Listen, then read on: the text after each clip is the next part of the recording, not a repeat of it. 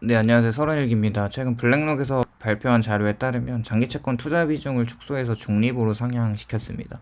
자료에 따르면 앞으로 채권금리는 변동성이 계속 심해질 것도 많긴 한데 하반기부터 내년까지 채권금리의 상방으로 계속 올라가기보다는 하방으로 내려오는 분위기 형성으로 너무 비관적으로 보지 않는 것에 의미가 있는 것 같아요. 블랙록의 CEO인 레리 핑크는 사실 저번에 10년물 금리가 5%까지도 간다고 이야기를 하면서 장기채권에 대한 투자를 비관적으로 말하기도 했고 이것이 함의하는 것은 단기적 움직임보다는 장기적으로 봤을 때 10년물의 적정금리가 5%라고 이야기를 하는 것으로 보아 지속적으로 채권금리의 변동성이 이어질 거라고 전망이 됩니다. 네, 소매 판매 지표가 나왔고 굉장히 충격적이죠. 근원 소매 판매가 0.2% 컨센서스에서 0.6으로 올라갔고 이제 월 대비로 이제 0.3에서 헤드라인은 0.7 그리고 전월 대비해서는 2.89 대비해서 3.75%까지 치솟았습니다.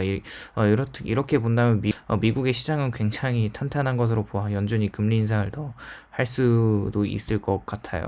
채권 투자자 입장에서는 절망적인 상황이 단기적으로 나타났죠.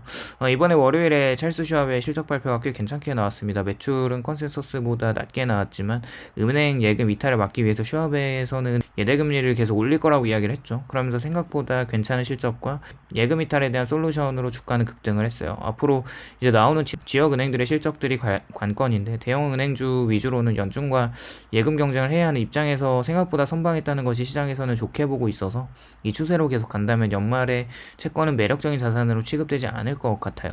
이번에 UBS에서는 미국 증시 전망이 어두워짐에 따라 미국 국채가 강력한 반등을 앞두고 있다고 이야기를 하고 있죠. 16일 기준으로 미국의 마켓워치에 따르면 UBS 글로벌 웰스 매니지먼트의 마크 에펠레 최고 투자 책임자는 이날 투자 노트에서 미국 경기가 연착륙을 하게 되고 미국 연방제도 페드가 내년에 기준금리 인하에 나설 것이라고 이같이 기록을 한 것이죠. UBS는 내년에 이제 미국 경기 전망은 깊은 침체를 예상하고 있지는 않고 연착륙을 바라보고 있는데 이제 경착륙이 아니라 경기가 연착륙을 하게 되면 오히려 미국 국채 가격의 상승이 탄력을 받을 수 있다고 이야기를 하고 있어요. 헤펠레는 미국 경기가 향후 몇 개월간 완만한 침체로 접어든다면 미국 10년물 국채의 총수익은 이자 수익과 이제 거래 차익을 포함해서 19%에 달할 거라고 이제 이야기를 하고 있죠. 저는 이제 기본적으로 경착륙이 오게 된다면 채권 금리는 더 빠르게 하락할 거라고 보고 있어요. 반면에 이제 UBS는 미국 증시에 대해서 어두운 전망을 또 이야기를 하고 있고 지난주 이제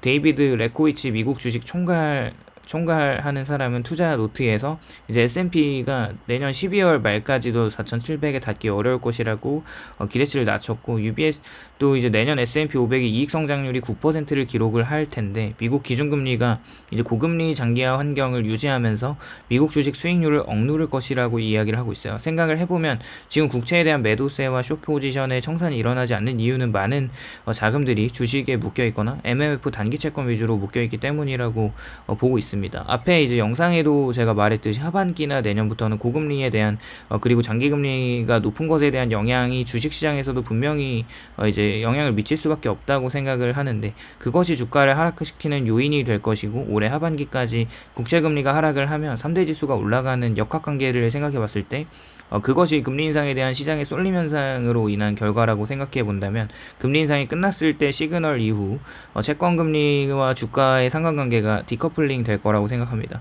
결국 리스크 프리미엄을 볼 때 채권 수익률 대비 주가가 너무 과대평가가 되어 있다는 건 정론이고 다만 단기 금리가 너무 높아진 나머지 장기 채권에 대한 수요가 더 부족해지고 수급 불균형으로 더 한쪽으로 치우쳐져 있는 상태에서 단기물 금리가 하락을 해준다면 그 수요가 장기 채권으로 올 수 있다는 이야기가 되겠죠.